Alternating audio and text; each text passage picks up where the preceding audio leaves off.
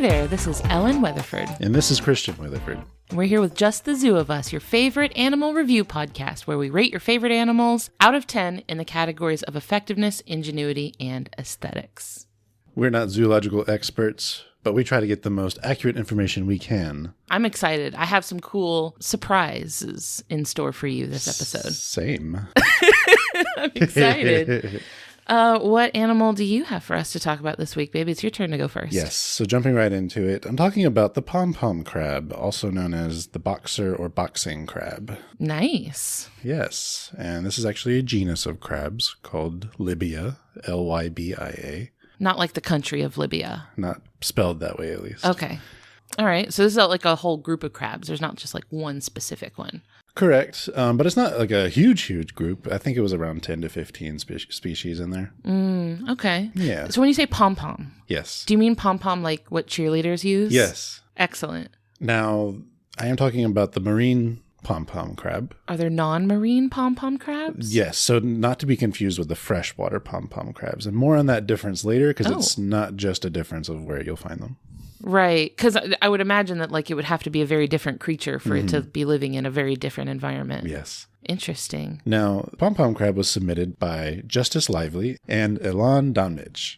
Thank you both. And listeners who have been listening for a long time may recognize Ilan's name from our assassin bug episode, a former guest. Yes, I believe from last year. Yes. That was a great episode. Very long. Had a lot to say about assassin bugs, but completely mind-blowing. Awesome. So. I've pulled my information from iNaturalist. Excellent. As well as a paper that I will cite more specifically later. Can you give people a quick, one-sentence summary of what iNaturalist is? iNaturalist is a website where you can, as a regular person, upload pictures and sightings of animals with your own kind of best guess at what species it is. But then it kind of, what's this called? Community sourced information? It's community science, yeah. Yes, where others can then correct the identification or confirm that identification and add other pieces of information as necessary. Yeah. So they kind of conglomerates that data for some species, and you can see where these sightings are happening and that kind of thing. And it also, it hosts profiles of certain species, pulling information from other places. Sure. I love iNaturalist. I use it on my phone, and a lot of times I get a lot of people that find a cool animal around, and they'll send me a picture of it and ask me if I know what it is. Yeah. And a lot of times I don't. So I save the picture and I upload it into iNaturalist, and iNaturalist actually has it's like Shazam basically, for animals, where you can upload a picture and then it'll give you its best guess to what it thinks that species is. Yep. So even if you have no clue what it is, you can just put it up there and then they'll kind of take it from there. Yeah, I did this recently with a picture of a monarch butterfly from our backyard. Yeah, it's really cool. I also kind of use it as a real life Pokedex. Every time I see a cool animal that I get a picture of, I keep it on iNaturalist on my profile as it's like a little roster of all the real life Pokemon I've seen. Isn't that cool? Yeah, I love it. So yeah, a little bit about this crab. It is a small crab. So we're talking about in the magnitude of about 2.5 centimeters wide, or about an inch wide. That is tiny. Yes. And they can come in different colors, often have a fluffy look to them sometimes. I like that. Now, here's why they're called pom-pom crabs. Yes, please. They look like that the ends of their big claws, but in most crabs are their big pincher claws. They look like they're carrying fluffy pom-poms. Excellent. I'm so happy for them. Now, in these crabs, what those actually are anemones. It's not part of the crab then? No. Is this by choice of the anemone or not? No. I don't think the anemone has much choice in this. Because sometimes you'll see animals that have a symbiotic relationship with each other, right? Where one animal is kind of accepting this position in relation to another because it benefits them both. Right. I'm just wondering if this is maybe something that benefits the anemone also. Not much. Okay. I'll get more into that. The crab seems like they're kind of taking the reins here. And it's a weird case of symbiosis because it's hard to kind of ID who is the host in this relationship. Oh, really? Wow. Yeah. Interesting. A lot of what I'm talking about is a specific species, and that one is found in the Red Sea. Where's the Red Sea? It sits between Africa and Asia. Got it. Okay. Yes. It's like an inlet of the Indian Ocean. Got it. Now, the taxonomic family is Xanthidae. With an X. Oh, that's creative. I was going to say the notable evolution relative there is mud crabs and I put play Skyrim battle music. Oh. What does that battle music sound like? Dun, dun, dun, dun, dun, dun, dun, dun, dun. So you'll do that, but Yeah. you won't do literally any impression of any animal. Yeah. Yep. Bum, bum, bum. Ba-da-da-da-dum, bum, bum. Yes, for the least Da-da-da-da-dun. worrying enemy in Skyrim, I should say. And you'll never be able to fast travel again. Now, I'll get right into our first category of effectiveness. These are physical attributes and traits that are helping it do what it does. I'm giving a 7 out of 10. Oh, okay. Are Are you counting the anemone as part of their body? No. So I was about to say, all of that jazz is mostly going to be in ingenuity. Okay. Yes. So they're kind of making up for lacking some Right. in their like built-in stuff. Right. But a couple things to talk about here. So one is they have hooks designed for holding the anemones in their claws. Oh. Yeah. So these small hooks that slightly embed in the column of the sea anemone. This also makes it so that those claws aren't very useful for much else, Really? unfortunately. It kind of, the way you described it as hooks makes me think it's kind of like Velcro. Yeah, that would probably make sense. I didn't go too deep on that, but that would make sense. So yeah, those claws are like specifically designed to hold anemones. And in most crabs, those are the claws that they're usually using to eat food with. So how are they eating food then if their claws are being taken up by, like, imagine if like you have your hands and you're like, actually, I'm going to take my hands and everything that they're good for, and I'm just going to completely specialize them in only holding boxing gloves. Yes. More on that in the next category. Okay. The only other thing I had here for effectiveness is their size. They're tiny. Yeah. Little guys. So this is just a matter of opinion, but their whole approach to life probably has diminishing returns as you scale up in size here. Oh, really? Yeah. Oh, so like being small is helping them. I think, at least, based on my understanding of what they're doing. And I can circle back to that. Okay. All right. Now, I'll just dig right into it. Ingenuity. Yeah. It sounds like we're ingenuity loading this one. Yes. So ingenuity is the smart things they do. This could be hunting methods, could be tool use, that sort of thing. I'm giving a full 10 out of 10. Really? Yes. For a little crab. Yes. So, of course, the dual wielding sea anemones. So they have one in each claw, and they wave them around to scare predators. That would totally work on me. If I was like going for a snack and started like waving around something that I know is going to like sting and harm me if I Right. touch it, that would totally work on me. And this is probably a good time to talk about it. I don't know if we've ever talked about anemones like in depth, but No, you're right. so anemones are part of the Cnidaria. Oh, Cnidarians. That's what they are. Is the C silent? Yes. Oh. So yeah, they belong to the Cnidaria phylum, Got it. which has things like jellyfish. I'm drawing a blank on the other things. Anemones are one of those things that I always have to Google them to make sure that they're actually animals. Right. Because they don't like feel like they are, right? Yeah. But then that always throws me off because there is also a type of flower called anemones. Yes. So then I get confused because it's like, yes, they're both because they're different things. You often see them referred to as sea anemones. Yeah, to get around this. I guess the animal was named after the flower. Maybe. But they do kind of look like flowers in some forms. They're very soft and squishy. They do have stinging cells, and then they have these like arms or petals that kind of pull food into their mouth parts. Right. Yeah. If you've seen Finding Nemo, that's when Nemo lives inside. Yeah. So that's one of the classic symbiosis relationships with anemones is clownfish. They use them as a house or protection from other animals. I like that anemones are kind of like buddying up with all the other sea life. They're like, hey, bud, you're a fish. You wanna team up? Hey, you're a crab. You want to team up? Yeah, if those are buddy relationships, this is something much darker, I think. Oh, no. This is a deeply toxic friendship. We need a marine therapist. So yeah, that's what anemones are. Those are typically on rocks and coral and things. We've seen many anemones. Right. We saw some while we were tide pooling in California, but also we often see them in touch tanks in aquariums where Yes. you can pet them. And like, don't just go around touching anemones. These are ones that are like specifically in a touch tank where like Right. there's people there like, yes, you can touch this one. It's okay. And you can still, while they're trying to sting you, but you're obviously like the human body is just too big for their stinging cells to have an effect on you, but you still kind of get this slight little, like almost like a static clinging effect from their stinging cells. Now, I don't know if that's all anemones or not. No, those are the ones that we have pet. Yeah. So yeah, it's holding these anemones in its claws. I love that. That's great. Now, it's also doing this to use them to collect food. Okay. And then we'll eat the food, stealing it from them. No! Oh my gosh. So the anemone is like, oh, I'm getting a free ride. Right. I'm going to grab all this food out of the water. Oh, it's gone. Now, you might also know that crabs molt, right? So they shed their shells every once in a while and regrow new ones. That's how they get bigger. Right. So when these crabs do that, they have to then carefully pick their anemones back up after they shed their molt. Right? Oh, you don't want to lose it. That's true. Oh, do they have to like take it off, put it down, and then like molt, and then what a complicated maneuver. Right. You gotta like protect your anemone. Uh-huh.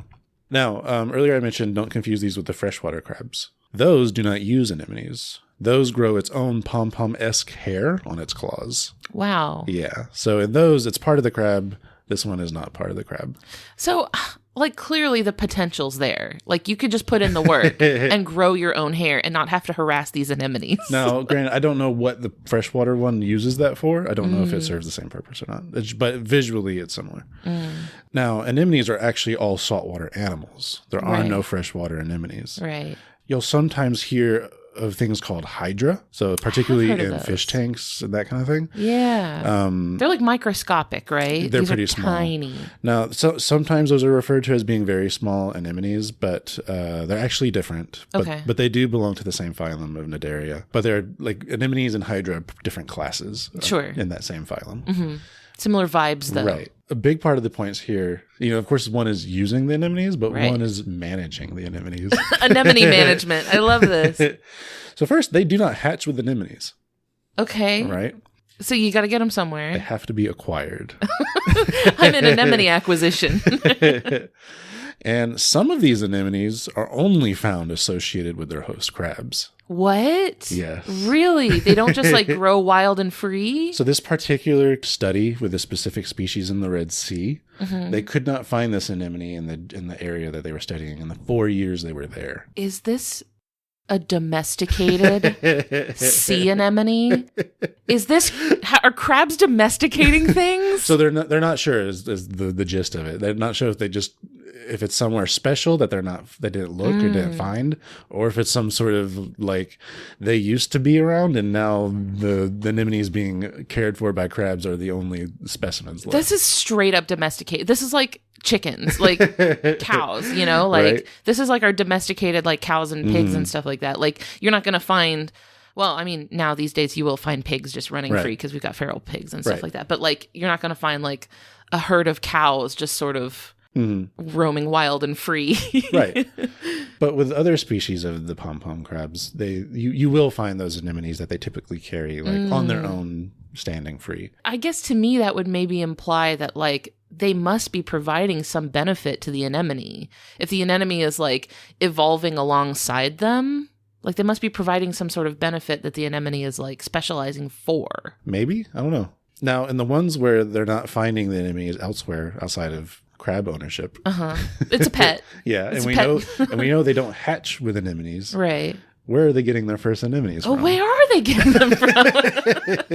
Can you just run down to the anemone store and pick up Fisher Price baby's first anemone? So this particular species is called Libia leptocelis. When the crab loses one of its anemones, the crab tears the remaining one into two parts. Okay. Is this out of spite? Anemones regenerate. Oh. I thought it was like spite. Like, if I can't have it, no one can. And then I can't have two, I want none. No. So yeah, they'll tear it in half. And after regeneration, which only takes a couple days for this size of anemone, it again has two whole anemones. I love the infinite money glitch. Like, we found this exploit of infinite sea anemones. This is the only known case where one animal induces asexual reproduction in another animal. They're breeding them. This is fully domestication, right? Or They're at like, least, Or at least it was the only known case when this study was done back in 2017. And I still don't want to name it because there's a second part of this that will give it away. No way.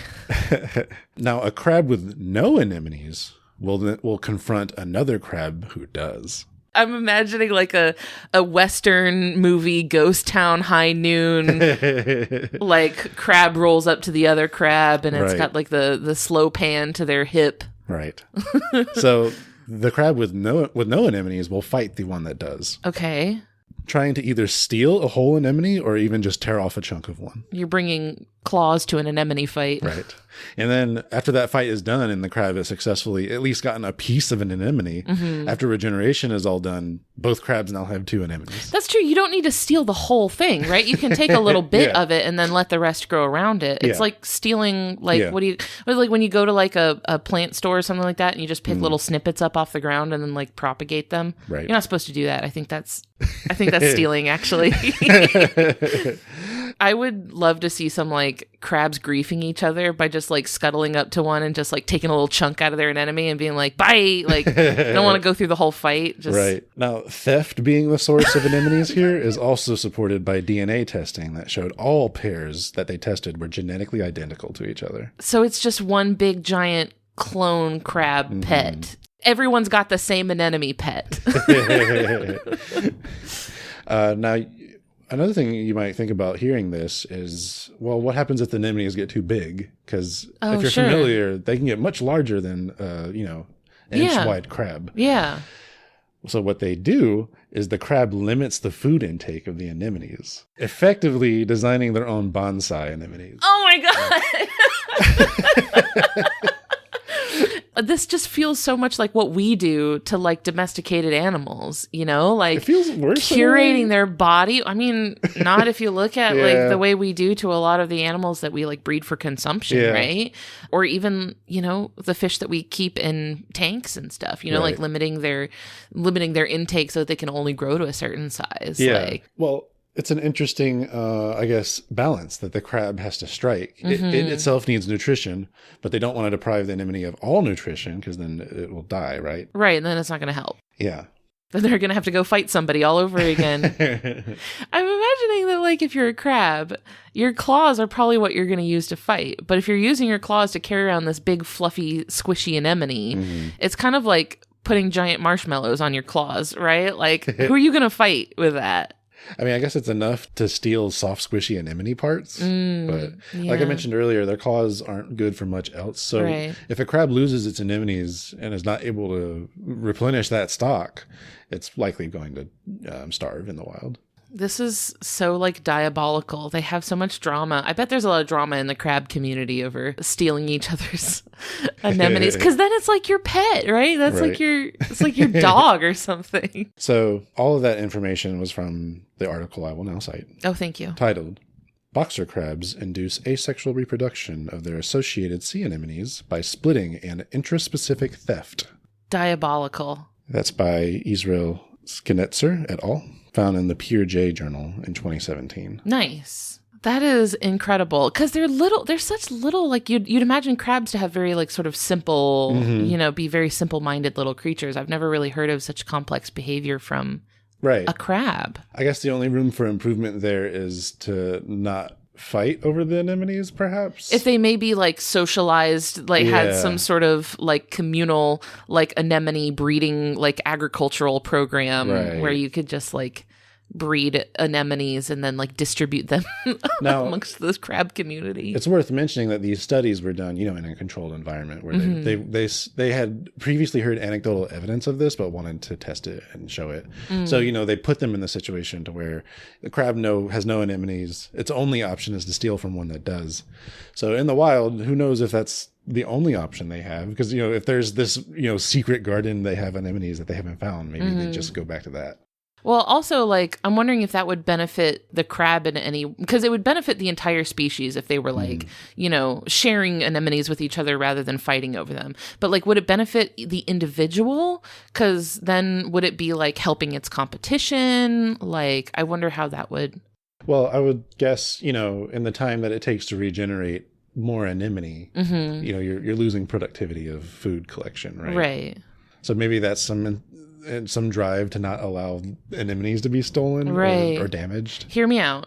What if, and I'm making this up, what if they courted each other by giving each other snippets of their anemones? Like their little, like a sea flower. I'm anthropomorphizing like crazy. Sure. But what if they like offered each other, if you were a pom-pom crab and I was a pom-pom crab, I would definitely offer you a piece of my anemone. Oh, that's so nice. And then we could fight to the death for it. Like all the aggression of fighting to the death, but once we realize we each have pieces of anemone, like, oh, I guess we're cool then. Bye. Mission accomplished. All right. We're set. Everybody has the correct number of anemones. It did mention that female crabs seem to have larger anemones. Good for them. Yeah. Go, girl, get that bag. Girl boss. Perhaps a reason was had to do with maybe needing more defense for their eggs. I see. Because like anemones they work well, like you mentioned, not just for like food capture, right? You can wave them around and capture food out of the air. Right. But anemones also have like these really vicious stingers, right? Like they can stun or even kill like small fish. So if they're using them defensively, like to a human, right, that wouldn't be much of a defense. They're waving up an anemone at us and we're like, whatever, big deal. It's nothing to me. But like to something that might be threatening to the pom-pom crab, you know. Right. That might be an effective deterrent. You know, you're not going to want to take a big bite full of spicy anemones. They'll try, but then they'll get a little zap into them. I say zap because that's just how it's portrayed, but it's not electrical. It's tiny little stinging cells that like shoot out into the whatever touches them. SpongeBob really set that sort of precedent for making us think of stings as like electric shocks. Yeah. Moving into our last category of aesthetics. What a wild ride that was. Right? And that behavior was heavily hinted at in, I believe, Justice Lively's submission. Very good. Yes. Excellent pitch. Aesthetics, how cute, how cool they look, etc. I'm giving 9 out of 10. Are you factoring the anemones into? Yes. Okay. It's basically like accessories, right? Yeah, that's true. They got a little feather boa, I'm giving 9 out of 10. They're small, they're cute, they're colorful. But they're also a little deranged. Oh, what? What does that mean? Just because of this relationship with anemones. Oh, I was like, after like the weird energy you had with horses last time. What are you talking about? You have the most incomprehensible aesthetics. Scheming. I'm just gonna look up one real quick because while like I feel like I've seen like documentaries about them, it's been a long time. I haven't seen pictures of them recently. Oh, they are cute. They have little like colorful bands on them and stuff. They're not the kind of crab that has shells, like a big shell on the back or anything like that. It's not hermit. No, it's a little scuttly crab. Is there a Pokemon of this? There is a Pokemon who has boxing gloves, right? Yeah. It's a crab with boxing gloves in a more recent generation. Crabrawler. Yeah. Okay, yeah, there's Crabrawler, and then it evolves into Crabominable, which is like a Yeti crab, yeah. But Crabrawler looks kind of like this, except it doesn't have the fluffy bits. I would have liked to see fluffy bits. It has like boxing gloves on its claws. It does make me think of what some other Pokemon that have kind of developed with a symbiotic relationship, like the Slowbro. Oh, with Shelder on its tail? Yeah, I could see that. Is that right? Slowpoke? Slowbro. And the Slowking. Okay, got it. Slowbro has the Shelder on its tail. On Slowking, the Shelder's on its head. Yes. Yeah. Got it. I'm wondering what benefit the crab is giving to the anemone. Like, obviously the crab is like transporting it around and kind of propagating it and stuff like that. But I mean, earlier texts would say that, it was theorized it was giving mobility and more nutrition opportunity, but the crab is limiting that intake. Right. So I guess it's not necessarily for the anemone, at least, it's not necessarily benefiting them. It's that the crab is just kind of like imposing its own like evolution onto the anemone. Yeah. Wow. I mean, I guess the question is, would the anemone be better off without the crab? I mean, I guess it hasn't really had a chance, right? Like, crab is just... In some species, right, we were saying the anemones can be found outside crabs. Right. But in that one species, it isn't. So maybe that's their only option. Interesting. I didn't have anything for conservation status on this one. They're popular in home aquariums. I would love to see one in a home aquarium. Yeah. Anyone that's listening to this that has one of these, please take a picture and send it to us. I want to see it. That's adorable. Also, tell me their name. If they don't have a name already, make one up. Okay. What a delightful creature. Thank you. Yes. Let's take a quick break to hear from our friends on the Max Fun Network, and then we'll get to my animal. Okay. Hi, I'm Jackie Cation. Hello, I'm Lori Kilmerton. We do a podcast called The Jackie and Lori Show, and you could listen to it anytime you want it because there's hundreds of episodes. Yeah, I mean, we've been doing comedy forever, and we should both quit. So why don't you listen out before we leave this not only terrible business, but this awful world. And find out why we can't. It's because we love it so. Jackie and Lori Show, every week here on MaximumFun.org. I'm sure you've noticed how giant corporations are controlling more and more about what we consume, whether it's our food, our news, or even the shows we enjoy. The Greatest Generation is a show that stands up to big Star Trek and says no. We can laugh about costumes that fit too tightly in the groin area. We can make a Star Trek podcast that's basically only about that. The Greatest Generation, the show for free and independent thinkers about Star Trek. And the groins of different costumes. Reviewing every episode in order. So subscribe to The Greatest Generation on MaximumFun.org. You'll be doing your part in telling the Star Trek industrial complex that they can't control your mind. All right. So, enough about the crab.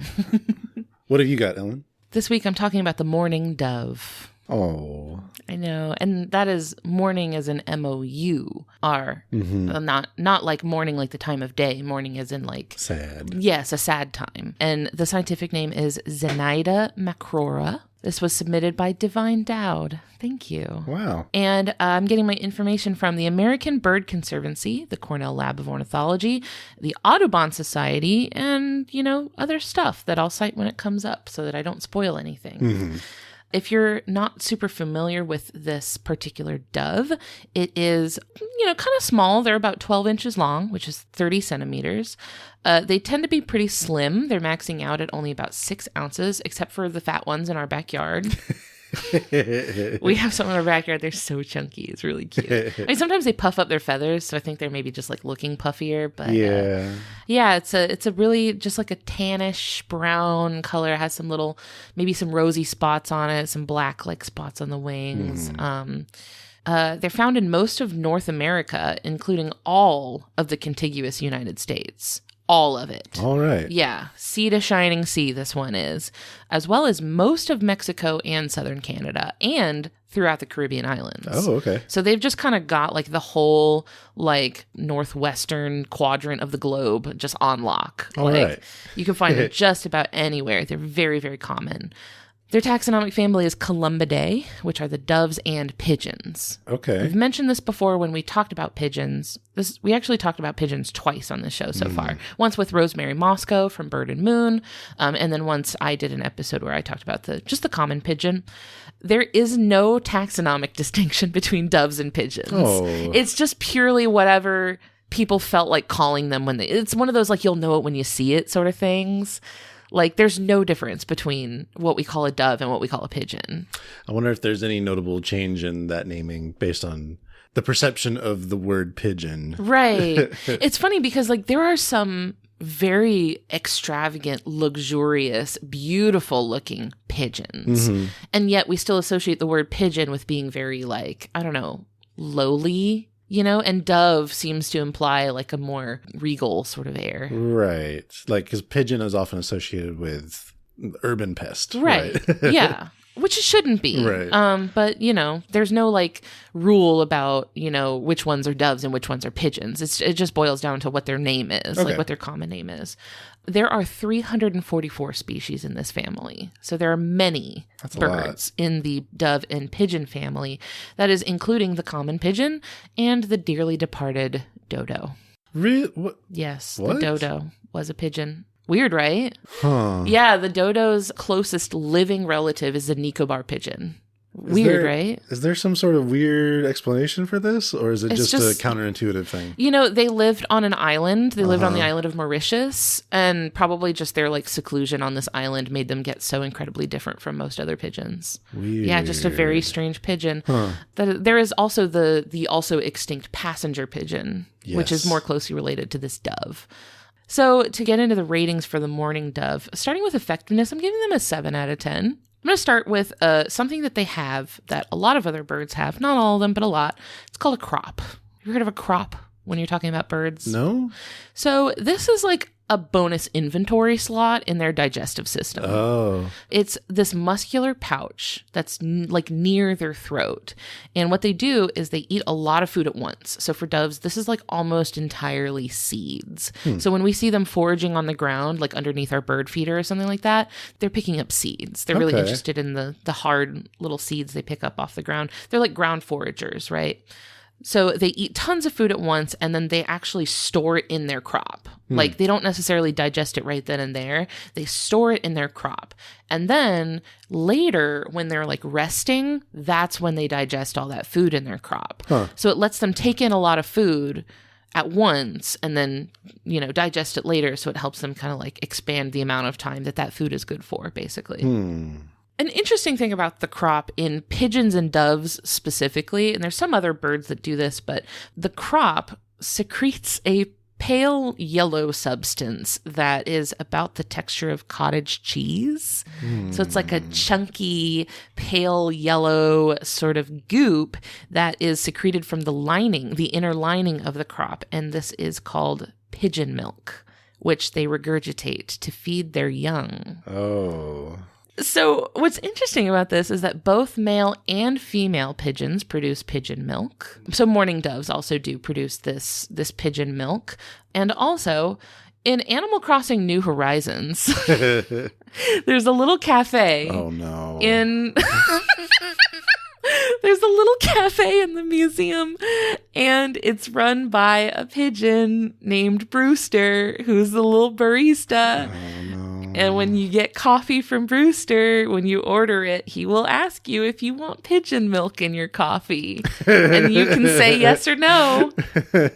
It has no impact on anything. Like, it doesn't, you can say yes or no, it doesn't matter. But it's just a little, he just asks you if you want some in there. He just turns around and you hear some strange sounds. You know, I've said yes before, and like, it doesn't, there's no like bonus animation or anything that I think would have been really funny, but I also think that wouldn't have played well with audiences, because this is meant to be a very like adorable, like cute and relaxing game, and I think a pigeon vomiting into your coffee would not. I think that would wreck the vibe. Well, he's really good at it, so he does a little latte art with it. When am I going to be able to order a pigeon milk latte? Gross. They're like, hey, do you want whole milk, or do you want oat milk or almond milk or pigeon milk? It's pre-curdled. It's not chemically similar to like mammal milk, right? But it is produced by, actually, like the body is induced to produce it by prolactin, which is the same hormone. Interesting. Right? It is weird, even though it's not like chemically similar to our milk. So I thought that was kind of interesting. And actually, the amount of crop milk that a pair of doves can produce is believed to be a limiting factor of their clutch size. So when a pigeon or a dove lays eggs in a nest, it is almost always exactly 2 eggs. It is very rarely more or less. It's almost always exactly 2. And this is believed to be because they want to have a backup, right? You don't want to only have 1 egg, because then if something happens to that egg, like it doesn't hatch or it gets stolen or something, you want to have another egg, like just in case something happens. But they can't physically produce more milk to feed more than 2 babies. So it's thought that that is actually keeping them from being able to lay more eggs at a time. Makes sense. Yeah. It is an interesting like way that they feed their babies. It's just maybe not the most like, it's not offering enough for them to like expand their clutch size if they wanted to. Right, because it's energy intensive, right? It is already, they're already very like doting parents, so it's already energetically costly for them to have a lot of babies. Now, do both babies usually survive to adulthood? You know, I didn't find any like stats on that, but they do only lay 2 eggs at a time, but they lay eggs throughout the year, rather than just like only during one particular breeding season. So they can have up to like 6 clutches of eggs per year. Okay. So I think they're just having tons of babies. Well, I asked because I think we've talked about another bird that did something like this, but usually in the backup case, it was, the stronger and healthier one is the one that gets fed. Oh, that was the shoebill. That's the right. shoebill. They pick one. Yes. So like the one that seems like it's going to make it, then they'll like, allocate all resources to the stronger chick. This isn't like that. They'll take care of both babies. Good. They're actually really good parents. I'll talk about that in a little bit. Another interesting thing about their bodies, though, is that they can drink through their beak like a straw using suction, which is uncommon for birds. I'm a little jealous. Right? Like, so for other birds, and I mean, really for us also, if you want to drink something, you have to just kind of like fill your mouth with it. And then you have to either like lift your head or something to swallow it, right? But like a mourning dove could just stick its beak directly down into the water and then like slurp it up. I mean, we could slurp it up, but we're also getting our nose It's messy. It's not good. So I thought that was kind of interesting. And then when they do drink water, they can drink water with a surprisingly high salt content. Oh. They're really good at processing salt. Not quite to like ocean water levels. Sure. It's not quite that salty, but they can drink like brackish water, which is really important because a lot of their range is over deserts like Arizona and Mexico, right? Like they thrive in these deserts, and in those deserts, there's a lot of brackish groundwater. So because they can tolerate that salt, they can drink that brackish groundwater and survive where not a lot of other birds can. Yeah, so you'll see them kind of thriving in an environment where most other birds wouldn't be able to. Well, good on them. Yeah, good job. You're doing good, mourning doves. The last thing I had for their effectiveness is that they're powerful flyers. They have pointed wings and a long tail, and they have these huge pectoral muscles. Like if you've seen like a dove or, even a pigeon, they have this sort of big round chest, like big puffy chest. And that's because they are ripped. Like they're absolutely shredded in there. That's where they need it. Yeah, so they have these really powerful pectoral muscles that let them flap their wings really hard. And they can fly at speeds of up to 55 miles per hour. Wow. Which is really fast. It is fast. For a little guy. I did kind of dock them a little bit because they get killed a lot. They get preyed on by things like peregrine falcons. They forage on the ground, so they spend a lot of time on the ground, and then they get prime pickings. Yeah, there's a lot of stuff down there that's going to mess with, like coyotes and cats and all sorts of stuff like that. So they do get eaten a lot. I think that like prolific breeding is to make up for that, because to make up for the fact that they get eaten so much. That brings me to ingenuity for the mourning dove. And this is going to sound really harsh. But I'm really comparing them to pigeons, and I gave pigeons really high in ingenuity. I'm giving the mourning dove a 4 out of 10 for ingenuity. Okay. I'm sorry. There's not a ton going on in there. I don't think. I don't think there's a lot of activity behind those big, beautiful eyes. Oh. So I will say the things I really gave them points for is parenting. They are egalitarian parents. So the male will collect nesting materials and the female builds the nest. And then both parents incubate the eggs. So both parents will actually take turns sitting on the nest. And then once the babies hatch, both parents stay with the babies and raise them until they're ready to leave. So very egalitarian, doting parents. If a predator gets too close to a mourning dove's nest, the parents will sometimes throw themselves to the ground and then drag a wing behind them and limp away from the nest. They're faking an injury. They're pretending like they have a broken wing. And it's to get the predator's attention and lure them away from the nest. I see. So they like use themselves as bait to bring the predator's attention away from the nest. And ideally, once the predator is far enough away from the nest, the bird will just get up and fly away, like drop the act and then just leave. That doesn't work every time, right? Like it could end up being like a self-sacrificing move, but it's an interesting tactic. Yeah. I guess as long as one of the parents is still there, I guess the nest still has a chance. Yeah, they could still be okay. I think probably my biggest deduction for their ingenuity is their tendency to build their nests in locations that are comically unsuitable to the point of hostility.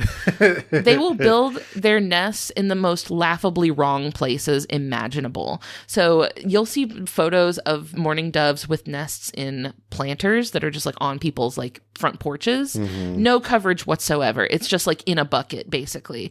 Just like in people's gutters, like on their roofs, bike baskets, windowsills. Sometimes they'll just do it on a windowsill. Right. Like there's nothing there. It's just like a surface. And they'll be like, that's fine. I'll build my nest here. Their nests don't tend to be as pathetic as like pigeon net, like common pigeon nests, which sometimes they'll be like stick on ground. That is my nest, right? They don't tend to be that like scrungly, but mourning doves have sort of a reputation for building their nests in just incorrect places entirely. In fact, if I had a nickel for every police vehicle temporarily rendered inoperable by mourning doves building nests in their windshields, I'd have at least 15 cents. What? I found 3 separate unrelated stories of police vehicles in which a mourning dove built a nest, and that police vehicle had to be removed from service until the eggs hatched and the birds flew away. Like by choice, or was it some sort of mechanical failure? It seemed like it was by choice. They just didn't want to disturb the birds. I think it was actually illegal to disturb the birds. Really? Yeah. Huh. So like they legally could not do anything about like could not mess with the birds. Okay. So I found 3 instances of this happening. It was in Parma, Ohio in April of 2016, Pearland, Texas in April of 2017, and Carrollton, Texas in April of 2021.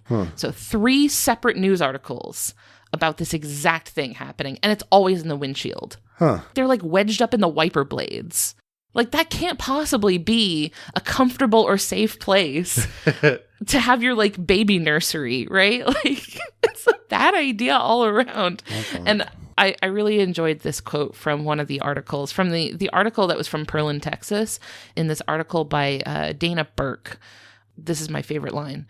A Pearland police officer is apparently in need of alternate transportation as a mother mourning dove has commandeered Unit 187, which is a way more exciting headline because that creates like a mental image of a dove just like in a high-speed chase, or maybe like hot wiring a cop car and driving off with it. Amazing. A dove chose crime. I have to wonder if this is like some sort of anarchist operation by the doves. What is the code for for dove crime? Dove crime. Hilarious. So the last thing I wanted to say for their ingenuity, when mourning doves are taking off or landing, you can hear this like squeaky sound. You know what I'm talking about? 'Cause whenever they like take off or land, you hear this kind of like beep, beep, beep, beep, beep, beep, beep sound. They're not doing it with their mouth or their voice. What is it? It's their wings. Their wings, they have these modified flight feathers that whistle in the wind. Oh, okay. I thought you were about to say they have like arthritis or something. What? I was like creaky bones? Yeah. No. It's like same, but it's their flight feathers. It's called a wing whistle. This is actually this like idea of a sound that's produced but not by the mouth. It's not a vocalization. It's called a sonation. So it's a sound that they are producing with a part of their body that's not usually used to make sounds. okay. And the reason I bring this up is because if a bird is fleeing from a predator or startled or panicked by something, it's going to flap its wings a lot faster than if it was just like casually, calmly taking off. And when they do this, it makes a much more rapid tempo whistle. So like you can hear a difference between whether they're taking off in fear or taking off just because they're ready to go.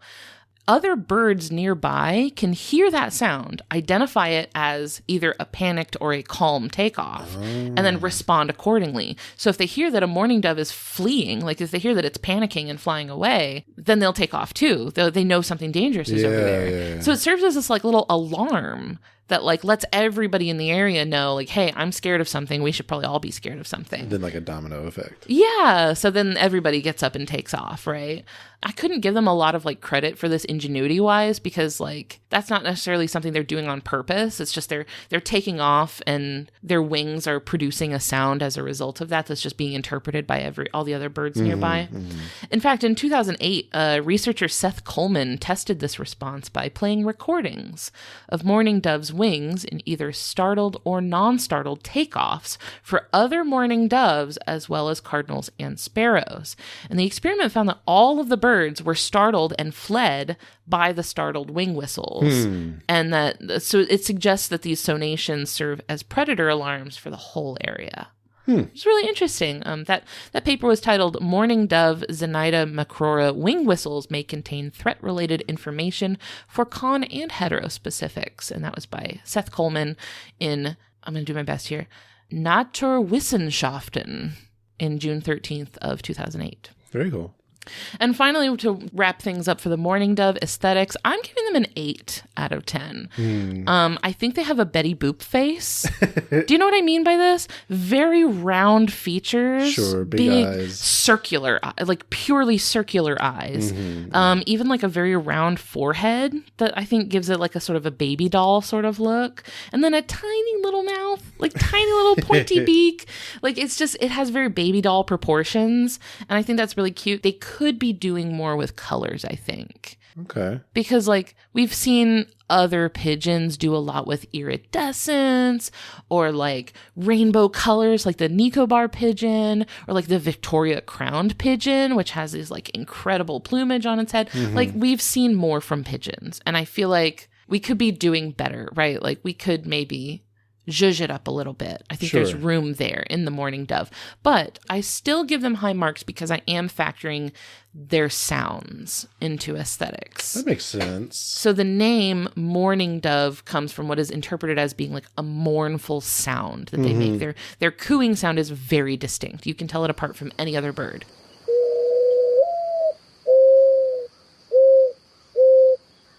A lot of times when people, me including, hear this sound, it sounds like an owl if you don't already know what it is. True, yeah. So I spent a lot of my childhood thinking I was hearing like daytime owls, and it was just these mourning doves. But I think the mourning dove has like one of the most beautiful sounds in the world.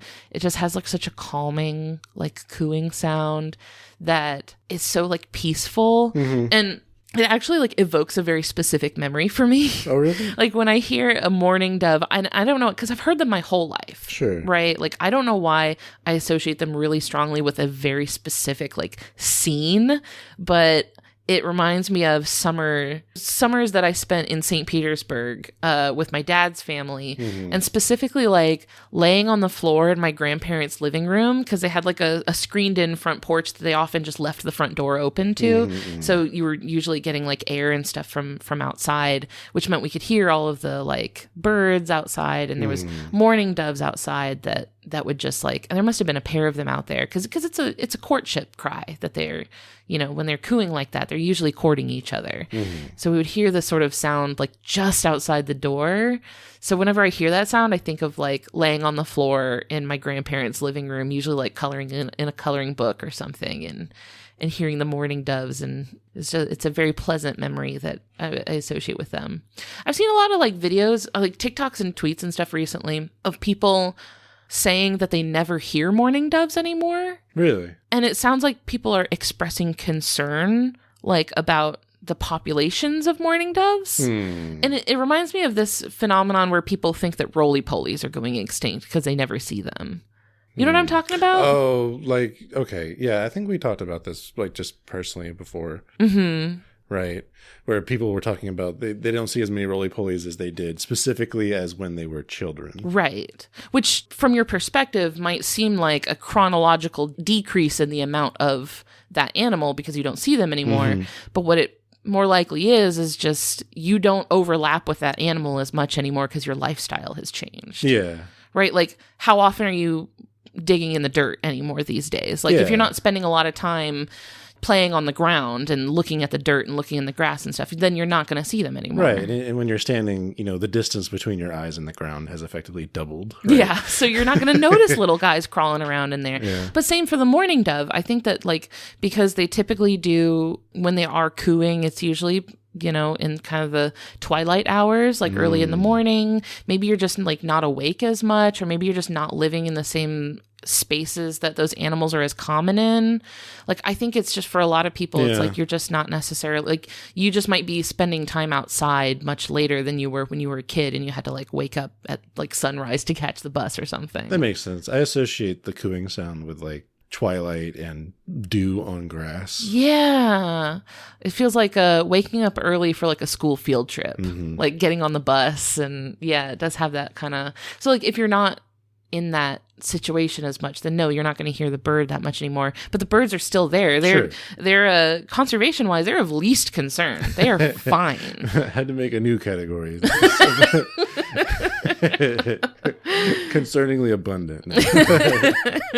They're all right. It is fine. They're very popular game birds. Really? So yeah, people hunt them and for fun, I assume. Yeah, for fun or for food. You could just eat them. I've never eaten them, but you can if you want to. So they're of least concern. One thing is that being birds that do forage for seeds on the ground, they are really vulnerable to, like I mentioned earlier, ground-dwelling predators like cats. Yeah. So cats are a huge predator for mourning doves. So if you really like mourning doves and you want to support them and make a friendly space to mourning doves, if you do have a cat, just keep it inside.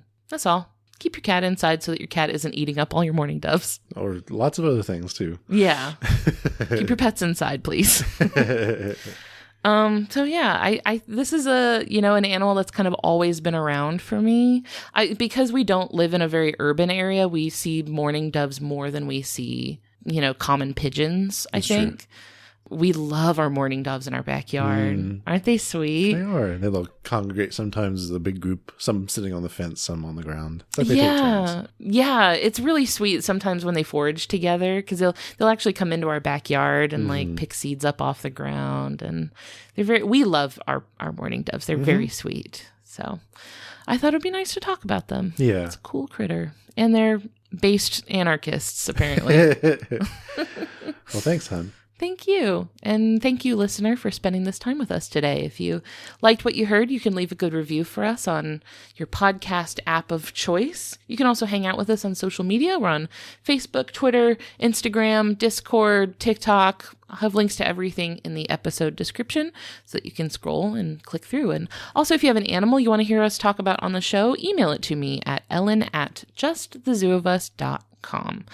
And we'd like to thank Maximum Fun for having us on their network alongside the other wonderful shows. And thank you, Louis Zong, for our amazing theme music. People have been showing us the dances that they do to our theme music, and it is so good. Aww. It's very cute. It's always very bouncy and very punctuated along with the animal sounds. So nice. Yeah, I love it. So if you are a theme song dancer, then now's your chance. Here it comes. Thanks, everyone. Bye. Bye.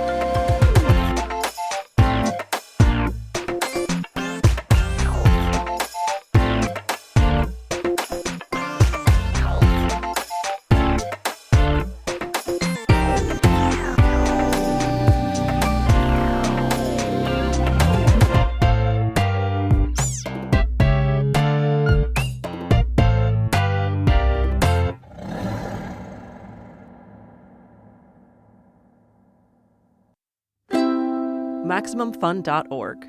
Comedy and culture. Artist owned. Audience supported.